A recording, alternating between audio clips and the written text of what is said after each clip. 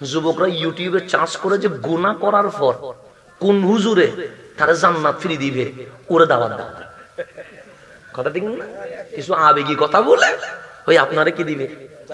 জেনা করেছে সমস্যা নেই, নামাজ পড়ো নাই সমস্যা নেই, তোমার রহমান কি করে দিবে? আল্লাহ কোরআনে কথাও বলছে নামাজ পড়ো নাই মাফ করে দিবে। এখন হয়েছে আবেগী কথাবার্তা। তা আপনার তো আপনি যে আবেগে এরকম হুজুর এনে দাওয়াত দিলেন, আপনার তো একটু জিজ্ঞেস করা দরকার।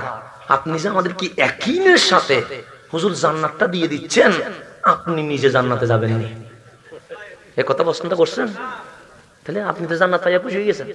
আমার হুজুর আসছে আবেগী কথা বলে কি কথা, সব আবেগী কথা। আবেগী কথায় কোনদিন সফলতা আসবে? আল্লাহ কোন জায়গায় বলছে নামাজ না বললে আমি জান্নাত দিব? বলছে জানা করলে জান্নাত দিব আছে। এখন আপনারা ইউটিউবে চার্জ দিবেন, ওই হুজুর ঠিক আছে এদিকেও না এদিকেও না, ওইটাও বালা ওইটাও বালা ওইটাও বালা, এরকম দেখে দেখে যুবকরা আনবে কেন? ফ্রি জান্নাত পাওয়ার জন্য। কি পাওয়ার জন্য? ফ্রি জান্নাত। তো এটা তো আমি দিতে পারবো না। কেন? আমি নিজেও তো জানি না আমি জান্নাতে যাবো কিনা, আপনারা কেমনে দিবেন?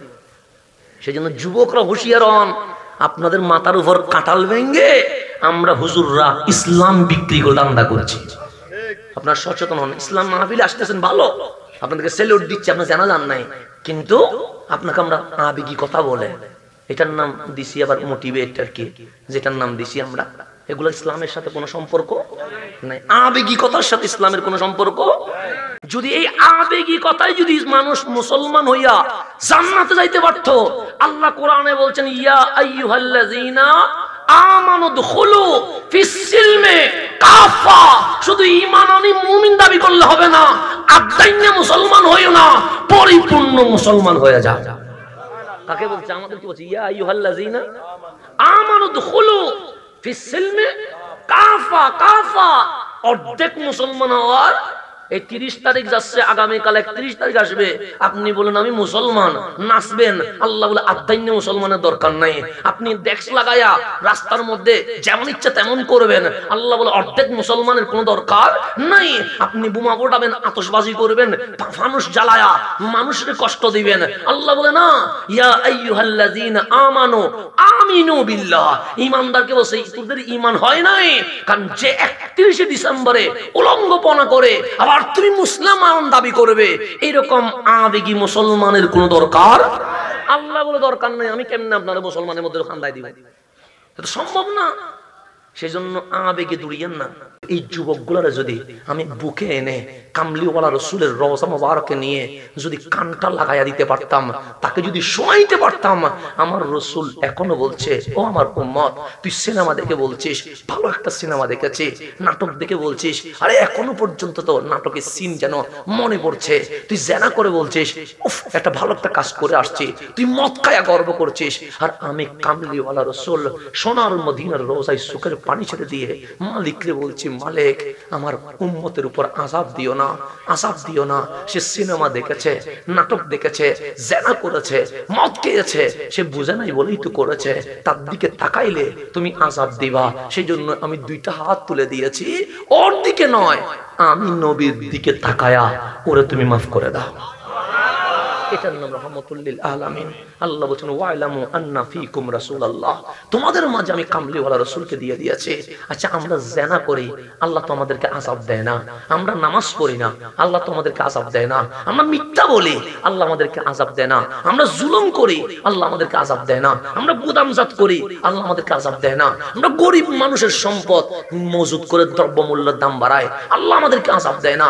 দুনিয়ায় এমন কোন পাপ নাই যেটা আমরা করি না। আল্লাহ নূহ আলাইহিস সালামের উম্মত গুনাহ করতে দেরি, আযাব দিতে দেরি করে নাই। লূত আলাইহিস সালামের উম্মত গুনাহ করতে দেরি, আল্লাহ জেজ জবর করে দিয়েছে। মূসা আলাইহিস সালামের উম্মত গুনাহ করতে দেরি, আল্লাহ সমুদ্রে সুবাইয়া মারছে। প্রত্যেক নবী রাসূলের উম্মত একটু অবাধ্য হয়েছে, আযাব দিতে দেরি করে নাই। এখন আপনি আল্লাহরে জিজ্ঞেস করেন, মালিক নূহ আলাইহিস সালামের উম্মতরে আযাব দিলা, লূত আলাইহিস সালামের উম্মতরে আযাব দিলা, মূসা আলাইহিস সালামের উম্মতরে আযাব দিলা, ঈসা আলাইহিস সালামের উম্মতরে আযাব দিলা, আমরা এত গুনাহ করি, করোনা তো দিলা, লকডাউন শাটডাউন তো দিলা, কিন্তু খাবার তো বন্ধ করে নাই, কই এটা তো আযাব বলে নাকি আল্লাহ, আযাব দাও নাই কেন? মালিক বলে কঠিন থেকে কঠিন আযাব দিতে পারতাম, কিন্তু আযাব দেই নাই কেন জানিস? আমরা বলি কেন দাও নাই? তখন আল্লাহ বলেন, মা কান আল্লাহু লিইউযিবাহুম ওয়া আনতা ফীহিম। হাবিব ওদেরকে আযাব দেই কেমনে? কারণ আপনি রাসূল তো তাদের মাঝেই রয়েছেন। নবীর কারণে আযাব দিতে পারে না, নবীর কারণে, ওয়া আনতা ফীহিম, নবীর কারণে। না হলে আমার হাসান রে এতক্ষণ আল্লাহ মিসমার করে ফেলতো, এতক্ষণ আল্লাহ আমাকে জেসবর করে ফেলতো। কারণ আমার গুনাহ আপনি জানেন না, আল্লাহই তো জানে। আপনার গুনাহ আমি জানি না, আল্লাহই তো জানে। আল্লাহ বলে, মা কান আল্লাহু লিইউযিবাহুম। আরে কেমনে আযাব দেই? এগুলো যদি নূহ আলাইহিস সালামের উম্মত হইতো, আমি আযাব দিয়ে ফাড়াই ফেলতাম। এগুলো যদি মূসা আলাইহিস সালামের উম্মত হইতো, আমি এতক্ষণে শেষ করে ফেলতাম। কিন্তু ওয়া আনতা ফীহিম, হাবিব আপনি কাঁদছেন বলেই তো আযাব দিতে পারি নাই। আপনি উম্মতি উম্মতি বলছেন বিধায় তো আযাব দিতে পারি নাই। আপনি উহুদের ময়দানে দন্দন মোবারক শহীদ হওয়ার পরে উম্মতের জন্য হাত তুলে মোনাজাত করেছেন বিধায় তো আমি আযাব দিতে পারি নাই। ওয়া আনতা ফীহিম, শুধু আপনি নবীর কারণে আমি আযাব দিতে পারি নাই। আর আপনি কার দুয়ারে ধরতেছেন? কার দুয়ারে, কার কাছে যাচ্ছেন? আমি আবেগ দিয়ে কথা বলতে পারছি না, সেজন্য আমি দুঃখিত, কিন্তু বাস্তবতার আলোকে কথা বলতে হবে। আপনি কার দুয়ারে যাচ্ছেন? আপনি নবীর জন্য বেঁচে গেছেন, কারণ কাল কবরেও যদি বাঁচেন নবীর কারণে বাঁচবেন, হাসরেও যদি বাঁচেন বেঁচে যান নবীর কারণে বাঁচবেন, ফুলসিরাত যদি পার হন তাও আমার নবীর কারণে পারবেন। এই ছাড়া আপনার আমার কোনো যোগ্যতা না। এটা বুঝাইনোর জন্য বাংলার জমিনে এসেছেন, না হলে ওনার এখানে আসার দরকার কি ছিল? উনি এখানে এসেছেন শুধু এটা বোঝানোর জন্য যে তোর উপর আযাব আসতেছে না শুধু আমার নবীর কারণে, শুধু আমার নবীর কারণে, আমার নবীর কারণে, এই ছাড়া অন্য কোনো কারণে নয়। তো এই যুবক যদি নবীর কাছে না আসে, কার কাছে আসবে?